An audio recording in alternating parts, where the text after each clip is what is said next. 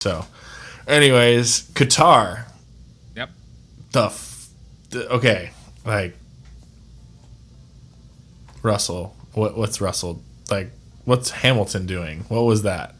He was just being too aggressive. And he just didn't leave enough space. And they had a freak collision where ordinarily it'd be just like a front wing issue, but he just caught the tire just right, and then like that was that. High speed corner, you lose a tire, you lose traction, and you're in the fucking sand. It is what it is.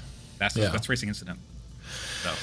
Yeah, he definitely seemed impatient, and especially right after he just got done saying he was a sitting duck. So it's like, you just got done telling us you're a sitting duck, and then you go to make like the most aggressive he was move. trying to unsit that duck. That's what happened. Fair, but after watching that sprint race, did you watch the sprint? Absolutely. Or just watch the highlights? Yeah, okay, just watch the highlights. No, after watching the sprint, like those soft tires just degraded so fast that no matter what move he was gonna make, he was gonna get repassed. So like, it was a high speed. It was a high speed course and a very hot track. Yeah, of course I was gonna disintegrate. It made sense. Yeah, surprised anyone ever fucking tried them. Honestly, it seems like people whose entire job would be like, no, softs are a no go from the beginning, and here's why. But I guess not everybody's that smart. Well, and also I felt like more strategists would have been more aware of the potential for the mandated stops and tried to save their tires from the sprint. You know what I mean? The sprint means so little that like wild. Just what? It was like a mandated. I was watching the broadcast, right? Mm-hmm. And they're saying like this person is going to come in before this lap, and I'm like, how the fuck do they know that? It's like don't they kind of just feel it out? Then I learned after the race, I'm like, you're saying Pirelli was like, no, this place is so fucked up, we can't even let you risk it. Like that's not okay. That's not okay. I'm not sure if that's a fault of the track or Pirelli or both, but I think both. I think both. Yeah. Myself personally, I would say one more than the other, honestly. But.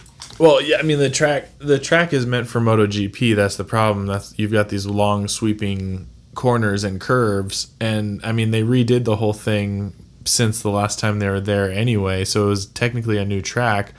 But I don't know how much of the details that you had read, but like it was because the curves were so long that they were basically riding on the curve, and it was essentially like separating the tire from the wheel, like the compound from the tire. And like if they went beyond 20 laps, the potential for them blowing was almost inevitable. So they painted, well, I guess they did actually do it, it's not air quotes, but they painted a line that was supposed to be the barrier or like the track limits to help with the load on the tires. And then after them doing the sprint, they realized that wasn't enough, and they still had to reduce the amount of allowed laps on the tires regardless of the compound. That's wild. That's so crazy. I can't believe they did that. I can't sorry. I can believe they did that. I'm just disappointed they did that. Yeah. I should stop being disappointed because that means I had trust to begin with. So yeah, come on. At this point, the FAA is just a bunch of like preteens saying yes and no and not paying attention to the race, and then being like, oh shit, we got to make a decision. Oh yeah, 20 minutes later, here's the discipline. It's just more like, is we going to be paid for that? Sure, then who gives a fuck? Yeah. Oh, guess what? We don't. It's who gives a fuck? It's exactly. I'm not sure. I'm sure at one point do you just like stop? At one point you're just like, I can't. If this is going to be, I don't know, your other places I can spend my time. I don't know, because like dudes were getting like tortured left and right. Like dudes were almost fainting in high speed technology, which is incredibly unsafe for everybody involved because it was so fucking hot. Yeah, no, it was like crazy. They should have red flagged the race and couldn't called it, but they didn't because no one fainted and didn't come back to life before the breaking point. That's what happened. That's Stroll and Stroll, and you had Russell saying they were almost fainting. You had Ocon who threw up in his helmet twice. What? He said he threw up in his helmet twice. You had Sargent who had to call it because he couldn't do it anymore. Yeah. Like, that was an actual safety hazard. They let it go on. That was negligence. Yeah. Just because nobody died doesn't mean it was a good fucking idea. Well, with that said, I mean, I guess we should probably just get into your minute of madness. Yeah, I guess. Because that all sounds pretty wild. So let's put a little context to that. So without further ado, Michael's Mad Minute, everybody. Hey, what's up? They were in Qatar. They had sport watching there. AlphaTauri, not a great day for them. Haas, better day, not that much better. Alfa Romeo, both drivers in the points, well done, not bad. Williams, Alex Albon did what he could. Logan Sargent almost died. Alpine, points for both. Esteban Ocon almost died. McLaren, double podium. Those guys are very, very scary. They are very, very scary. Aston Martin, Alonso had a good result. I'm legit surprised Stroll even got near the points, to be honest with you. Ferrari, Charles Leclerc, P5, well done. It's a shame they had to sabotage Carlos Sainz for him to get there, though. Mercedes, Russell, P4, well done. Lewis, my poor sweet boy. Red Bull, they might actually fire Perez for the season is over at the rate he's going. And Max Verstappen might legit be the best driver of all time, and I don't want to think about that. Yeah, man, I just like that's partly what I was thinking about. Like, who cares? Liam doesn't have to wait till freaking 2025. They're just gonna give him the seat before the end of this year. Like that's what's gonna happen. They want to give it to. Part of me is, I despised the fact that they are setting Ricardo up to be Red Bull seat, but now I'm like, okay, fuck it. Let's just see what you got at this point. If it goes and flounders, you can say you tried. Go back to being the fucking simulator. Liam, come on up. Yeah. Though I did see a Reddit post not 20 minutes ago, which it's a great assault, that said, "What about Valtteri Bottas for Red Bull?" Which I'm like, that's a better idea. That is actually a better idea. Like you have a dude who can be in the fastest car who will not fuck up. Yeah. And that's really all they want. That's all they want. They want a guy who can get in the car and not fuck up. And tell me that a mustache and a mullet doesn't scream Red Bull. Yeah, I would like it. He would be. I like. I feel like all of that goes together. Like it's like Austin, Daniel Ricciardo, but all year long. You know what I mean? Yeah. Like, the more I think about it, the more I want Valtteri Bottas to go to Red Bull. Like let them have like Liam. Like have Liam and Ricciardo if they care that fucking much at AlphaTauri. Yeah. And put Yuki in the simulator if they hate him or whatever. Yeah. But yeah. That's a better idea. Random person on Reddit. On occasion, Reddit has wisdom on there. Just not very often. Yeah, exactly. No, yeah, it's a crazy thing. I just couldn't like. I was watching him. I'm like, oh, he's doing pretty good, and then I saw him like, oh, he's in second, and then I realized like it was just the strategy at that time. I'm like, oh shit, he has to pit. So like, fuck, all this goes to garbage. Like I'm still surprised Russell finished as high as he did in fourth, just because of that whole sequence of how people had to pit and all that kind of stuff. But yeah, he just the bull in the china shop, like no pun intended, is just getting old. Like I just don't understand. He seems like he's getting frustrated and just being impatient with Perez moves. Yeah, Perez that moves that should be relatively basic. You know what? Not firmly entrenched for like the past 2 months. No, that's what I'm saying. He is firmly implanted in this type of like racing. That's what I'm saying. This bull in a china shop type style that he's had is just like is totally old because it's just like he's better than that. Like he used to be the tire whisperer, so like he used to be able to go fast and nurse his tires, and like now you're just in this place where he's not waiting for moves that should be relatively straightforward, and he's just causing himself to DNF. Well, that was Ocon's fault.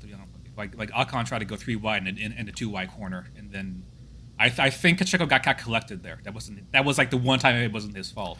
I mean, but qualifying still, and also the issue of like you can't fucking keep your car on the racetrack as a professional driver. Is that too much to ask for you?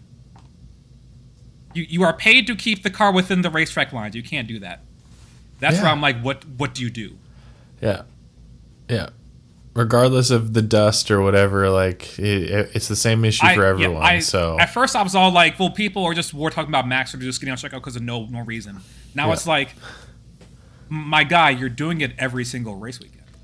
At some point to be taken on chin and be like, no, I'm just racing like garbage. And he's racing like garbage. Yeah, he is. You can't finish you can't finish 10th and your teammate finish first. And not gonna winning the what was that? And not gonna sing a penalty. Yeah. Yeah, exactly. While going the fastest in the same car as you. Yeah. It does not look good luck. It's not good luck. No, it's the one to one. Like Oscar and Norris is what you would expect to see. Yeah. Like Piastri and Norris is what you expect to see in a team. Like it should just be those two next to each other. Like maybe they're split by another car because of something, if they split strategies or something like that. But like for the most part, there should be one, maybe two cars between teammates, like at most. Yeah. Like anytime it's more than that, then there's something grossly wrong. Yeah, but like he's not making it work, and maybe it doesn't, maybe it shouldn't, maybe it's not going to work. If it doesn't work, then it is what it is. He had some good times there. Max does not win 2021 without Checo. That's for damn sure. But if his time's over, his time is over. But we'll have to see. If he performs better, maybe they give him one more year and he proves that he should be the number 2 seed. But at his current fitness, he should not be in that seat. Should be in F1, just not in that seat. Yeah, no, agreed. And I mean, maybe Austin will be a good one for him because it's a very high-speed course and it's very flowy. So is this. And actually, more high-speed and more flowier. You're right, it is, yeah. I was just trying to give him the benefit of the doubt. Yeah, but I don't know how much we're going to beyond that at this point. So. But, I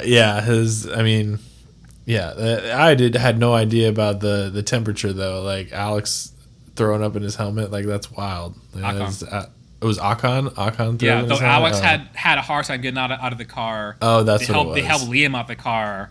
No one helped throw out the car, and he stumbled out the car. So I'm like, when you have multiple drivers who seem like they're almost dying, there was a failure on someone's part. Yeah, maybe multiple people's part. Like not if I can be like, oh no, everybody's fucking like flying like flies. We need to stop this shit right now, and they just didn't. So yeah. It's crazy. But F1 has a history of not caring if people die as long as they get paid. Just looking at 1994 San Marino. So yeah, well, obvious. Yeah, that's all they care about is the dollar bills. I guess euros now. The currency, whatever currency spends, that's all they care about. Mm-hmm. Yeah, but I mean, going back to like team fighting and stuff like that. So, what are your thoughts with Piastri and Norris? Do you think that becomes contentious sooner rather than later, or yes, because we've shown that Norris maybe he's a lot better now, and he seems like he's gotten better. Historically doesn't handle pressure very well, and he has a dude who's younger than him who is getting better with each race and will soon be better than him, has a higher ceiling than he does. Yeah, it's like Norris is a damn good driver, but his ceiling for me seemed to be like excellent number 2, like constructor winning number 2 who steals some wins here and there. Yeah, Oscar's ceiling is world champion, and everybody sees it. So I'm not sure he'll be able to deal with that very well, to be honest with you, which is fun for us, but that's part of the gig. There's something about the laid-back nature to a driver, I feel like, that gives them a next level advantage when it comes to their ceiling, as it were, to use your word. Because Piastri just seems so even keel and just nothing ever really. He doesn't really get excited one way or the other. Yeah, he doesn't get mad, doesn't get super happy. Like he's always like, "Yeah, that was pretty good. I could have done better." He seems like Kimi 2.0. Which means I'm not sure if he's okay or not, because dudes who's like that are either like they have the world figured out, or they're just not okay. They're just fighting, and it's either one or the other, on a regular basis. Yeah. Exactly, and it's like you're not sure which one he is with his Piastri. He doesn't say 2 words because when he shuts the door in his house, he's like rocking in the fetal position on the floor until the sun comes up. It's like a bunch of like right hand racing gloves tacked to the wall. Yeah, it's like, again, he is so collected and calm, it's concerning. That's the crux of that. Yeah. What do you do in your free time? Yeah, like they have to pause, like they have to reboot. Yeah. because they can't say what they want to say. Yeah. Well, and then what do we? How do we feel about the inbred pushing his personal trainer and throwing a tantrum in the garage? Did you hear about that? Yeah, I mean, when your father owns a company, you can do that. If your father didn't own a company, he'd be out of the seat right now. So just ridiculous, man. Yeah, that's nepotism. So that's what that is, basically. Well, we know, but still, it's so egregious. It's getting worse. Like every week, it's worse and worse. Like, yeah. It's just do better, man. Just do better. On a company-wide level, there are people there who want to do actual good fucking work and have the good fucking work. Yeah. That's being ruined by him. Yeah. And his father. Yeah. And that's irritating. Well, and then Lawrence has the balls to say that we shouldn't be adding teams to the grid because it makes it less competitive, and it's just like, oh, you're telling me a billionaire had an issue where he seemed a little too gritty? Don't fucking what? Yeah, fuck them. They'll be all right.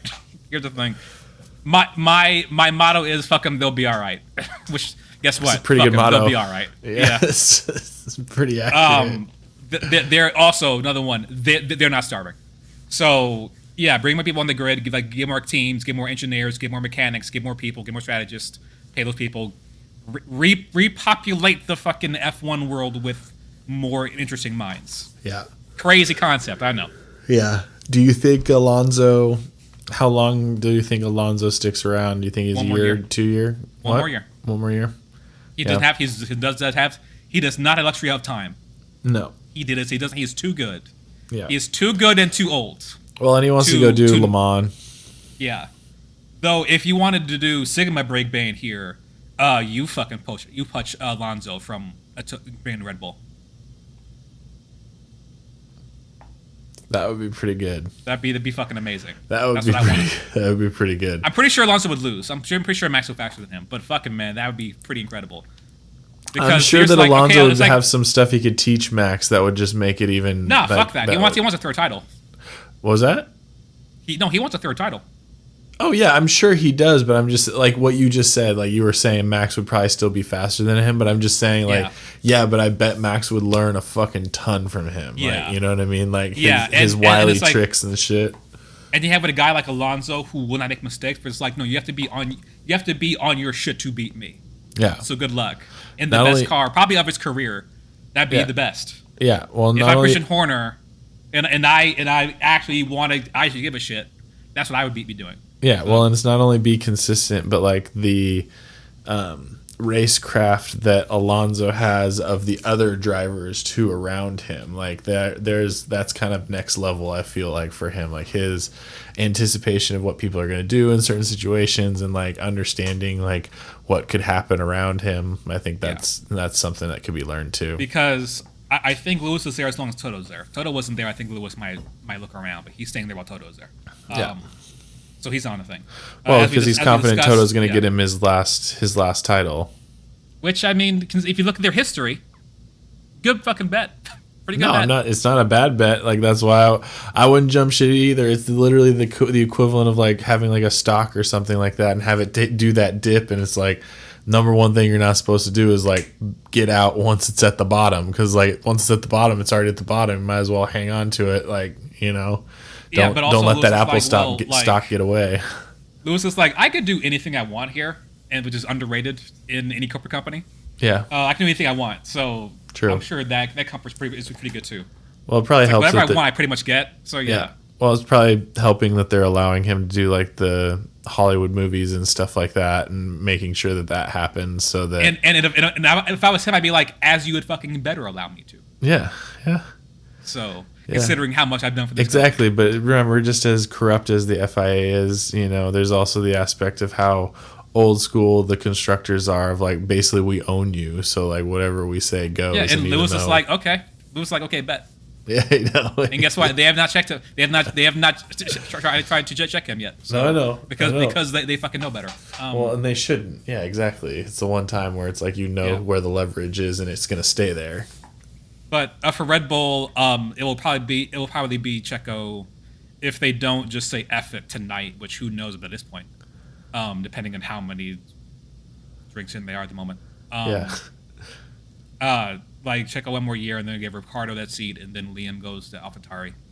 If they were smart, they'd court Valtteri Bottas, and if they were brilliant, they would try to court Fernando Alonso. So yeah, but they're not. So it'll be boring. Again, next year's gonna be boring. What's gonna be exciting? I was half joking when I said that Christian Horner was in love with Daniel Ricciardo's smile, because with each passing week, it seems like that more and more that's the case. Yeah, they have something in mind, some idea of how things are gonna go, and it's just whatever. I'm sure it'll be mid as fuck. Yeah. Or it could, work out. I mean, I don't know. Crazier things have happened. Zach Brown has been able to figure out how to have a winning team again. So as long as they keep writing checks to Adrian Newey, it'll work out. I'm not worried about that. That's pretty much the number one safe bet. I mean, Adrian Newey is if Red Bull's the person that fucking build a fast car for you. Yeah. And just give him a plank of wood and some drug aprons that will leave you alone. Yeah, he'll give you a rocket ship. Exactly. So he's the most important. I would say he's the most important person in Red Bull, more than Max Verstappen, honestly. If anybody who has any sense knows that. So yeah, well, and anyone he's delineated his information to is important, and whoever has gone to McLaren from Red Bull is probably way more valuable than anyone ever anticipated, because that's what's changing is the arrow, and it's paying dividends for them. And he understands what makes a fast car. A fast, rule-friendly car better than anyone employed in that paddock right now. So, yep, 100%. Which it seems to be also making a fast car is literally the hardest thing about Formula One, because it seems like all races are fast, but putting a fast car seems extremely hard. So if you got someone who makes it easy for you, you hold on to them for dear fucking life. Yeah, a fast car that's responsive in corners. That's the thing. Fast drivers will flock to you. You won't have to find them. So yeah, no, 100%. I mean, I still wish that Leclerc would make the jump, because fifth is pretty good, but still he was having to hustle that car to even get that. It still seems like he's just way too content with how Ferrari is, and also I guess he knows he's probably the most important person in voting too. So again, underrated there. Yeah.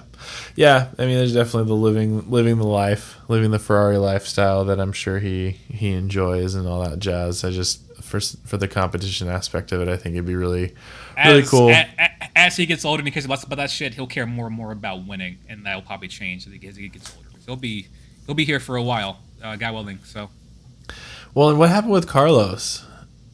I don't know. I saw he wasn't starting, and it seems like he had a fuel leak, but I'm not sure when that would have occurred. I've not checked into it. I think it happened on the grid. I think it happened because they didn't have enough time to repair it or something. That was the issue, if I remember right. But I couldn't. I only heard about it in passing as well. Yeah, same. I'm not seeing anything in. It seems like it was before the race began. There was a fuel leak, based on this Twitter post I'm saying. Okay. Dang, that's wild. Yeah, that'd be so irritated if I'm as good as him. I'm like, my car died the night before. Nobody noticed the car died. Okay, cool. Yeah, that would be perturbing for sure. Yeah, especially with everything that Sainz has had to put up with this year with them, and with how good he's driving too. Yeah, he's been killing it. That definitely is the last thing you need, especially when you're making the kind of dents you are and the points that he's been doing. When you're at your peak, yeah, for sure. Yeah, so I don't know. What do you think? Do you think McLaren this is it for the rest of the year? They're just nipping at the heels of Red Bull? God willing, I hope so. I think of them and Mercedes. If Lewis hadn't taken himself out, they would have hustled McLaren the entire time like they did in Singapore. Mm-hmm. Mercedes will not make it easy for them, and that's really cool. Red Bull is still one of one on the Verstappen side of the garage, I guess. It's still one of one who cannot be challenged, and they've demonstrated that. So it's really a fight for number two until the season's over. Maybe even beyond that. We'll see. Yeah, I think that Mercedes makes McLaren work for it the rest of the season. Yeah, for sure. I agree. How's this for a scary thought? Red Bull isn't really upgrading their car right now. There's little things here and there, but they're not truly they're probably planning for next year already. No, they should be. So It should have been already. Yes. yeah, I mean they should be doing it already, but like that's kind of the crazy part for me is like I'm looking at this and it's like it's almost like the equivalent of like today watching the race. You're like watching a racer do better and better and like get further and further up the grid to where they look like they're actually going to place well, and you're like, oh shit, no, they have to pass. They're about to drop down 6 places. You know what I mean? Yeah. But anyways, yeah, it's I'm excited for Austin. Like, well, yeah, I mean, like Max has mastered that car, so like we know what he's gonna do. It's just a matter of like what's how that's gonna happen. That's the interesting part. So yeah, I want to see someone else. I want there to be 3 different winners at least this year. I think that'd be great. It'd be cool, but probably not though. Probably not. I mean, hasn't there? It's been Max, Checo, and Sainz, right? Did Checo win one this year? Oh, sorry, 3. So it's 4. Sorry, 4. Yeah. I meant 3 different constructors. I mean, like Lando's nipping at a win there. Yeah. It'll be really funny when Oscar gets his win before Lando does. Well, he got the sprint win. Yeah, but I don't count that. Yeah. I don't count that. You know Lando does though. I would if I was Lando. Yeah, no, if Lando, I'd check out that, but I'm like, but if I'm Oscar, I'm like, yeah, no, sprint, that's neat. No, I like it, that's neat. I put it with the rest. Yeah. But I want the Grand Prix. Yeah. So. Oh, for sure. Yeah, the ultimate one is that for sure. But yeah, no, yeah, I feel like Oscar's won enough races in his life to feel like the sprint is not exactly the same. Oh yeah, I think so too. I mean, his demeanor would indicate that for sure. I mean, he definitely again his reserved nature lends itself to understanding what is still to be done and that there's more to be had. Yeah. So yeah, well, I mean, I'm excited. It was a good race. I mean, it more happened than I thought. I was annoyed by the Pirelli thing too. I mean, they need to be better at that kind of shit. They shouldn't have a track that surprises them like that. They should have been able to come into that race and been on like say the C2, C3, C4 and then been able to shift up to the C3, C4, C5 and been totally fine. The fact that they had nowhere to go, I think was ridiculous. What? The fact that the harder end of that spectrum was not the choice, and if it was a choice that they disintegrated so quickly, that should be a cause for concern regarding that. I mean, it's not a trend. But if they're intent on having that track be on the calendar, they have to think about that one now. That's what I mean. Like you almost want to like have the tire. You almost want to make the goal to not have the hardest tires be doable at Qatar. Like you want to almost have, because of the potential of having like an extreme condition situation like that or whatever. Or you just need to adjust your corners better. At basic, your tire shouldn't have they shouldn't have lap mandates. No, definitely not. Like let's get that under control first before we think about their softer compounds, in my opinion, because their harder compounds can't even make it. So. Yeah, well, that's kind of what I meant. Like you got to get to a place where you don't have a mandated like lap count. That so kind like of shit. next year, let's just get there first. Let's have baby steps. We'll see. But anyways, well, it was. Thanks for chatting with me about it. As always, everybody, like, subscribe, let us know what we said was right or wrong, and give us some comments on what we can talk about in addition to the races next time. Next is Austin. I think it's 2 weeks from now, so we'll see everybody then. Thanks as always. Later.